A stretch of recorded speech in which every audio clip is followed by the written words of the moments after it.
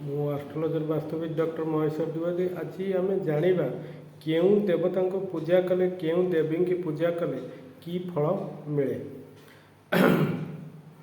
ଆମେ ପ୍ରଥମତଃ ଦେଖିବା, ଯଦି ଆମେ ଲକ୍ଷ୍ମୀକି ପୂଜା କରିବା ତାହେଲେ ଲକ୍ଷ୍ମୀଙ୍କ ପାଖରୁ ଆମେ ଧନଧାନ୍ୟ ପାଇବା, କିନ୍ତୁ ବହୁତ ଲେଟ୍ରେ, ବହୁତ ସମୟ ଅପେକ୍ଷା କରିବାକୁ ଆପଣଙ୍କୁ ପଡ଼ିବ। ସେମିତି ବିଷ୍ଣୁଙ୍କୁ ଆପଣ ପୂଜା କଲେ ଆପଣଙ୍କୁ ବହୁତ ସମୟ ଅପେକ୍ଷା କରିବାକୁ ପଡ଼ିବ ଫଳ ପାଇବା ପାଇଁ। ଯଦି ଆପଣଙ୍କର ପିଲାପିଲି ହେଉନି ବା ପୁତ୍ର ସନ୍ତାନ ହେଉନି, ଆପଣ ବାଲଗୋପାଲଙ୍କୁ ପୂଜା କରିପାରନ୍ତି। ଆପଣ କାର୍ତ୍ତିକଙ୍କୁ ଖେଳଣା ଅର୍ପଣ କରିପାରନ୍ତି, ଆପଣଙ୍କ ପିଲାପିଲି ହେବ। ଯଦି ଆପଣଙ୍କର ବାହନ ଆସୁନି ବା ଗାଡ଼ି ଘୋଡ଼ା କିଛି ଚାହୁଁଛନ୍ତି ସେଇଟା ହେଉନି, ତାହେଲେ ଆପଣ ନନ୍ଦୀ ବୃନ୍ଦିକି ଭୋଗ ଲଗାନ୍ତୁ ବା ନନ୍ଦୀ ବୃନ୍ଦିକି ଉପାସନା କରନ୍ତୁ, ଆପଣଙ୍କର ବାହନ ଆସିଯିବ।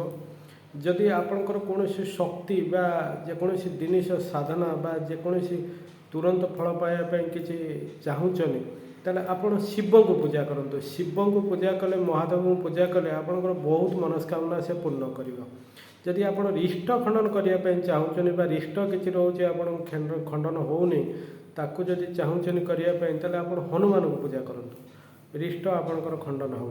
ଯଦି କିଛି ଆପଣଙ୍କର ବ୍ଲାକ୍ ମ୍ୟାଜିକ୍ ବା କିଛି କୌଣସି ତନ୍ତ୍ରମନ୍ତ୍ର ଏସବୁ ଜିନିଷ ଆପଣଙ୍କ ଉପରେ ରହୁଛି ବୋଲି ଆପଣ ଅନୁମାନ କରୁଛନ୍ତି, ଆପଣ ଦେବୀଙ୍କୁ ପୂଜା କରନ୍ତୁ। ଆପଣ ଦୁର୍ଗା, ତାରା, ଯେକୌଣସି ଦେବୀ, କାଳୀ, ଏସବୁ ଚଣ୍ଡୀ ଲାଇନ୍ର ଦେବୀଙ୍କୁ ଆପଣ ପୂଜା କରନ୍ତୁ, ଆପଣଙ୍କର ଏସବୁ ବାବଦୀୟ କୌଣସି ପ୍ରୋବ୍ଲେମ୍ ହେବନି। କିନ୍ତୁ ଆପଣ ସବୁବେଳେ ମନେ ରଖିବା ଦରକାର, ପ୍ରତ୍ୟେକ ରାଶିର ଇଷ୍ଟ ଦେବତା ଆଉ ଇଷ୍ଟ ଦେବୀ ବି ଅଛନ୍ତି, ସେହି ଅନୁଯାୟୀ ପୂଜା କଲେ ଆପଣଙ୍କର ଫଳପ୍ରଦ ହେବ।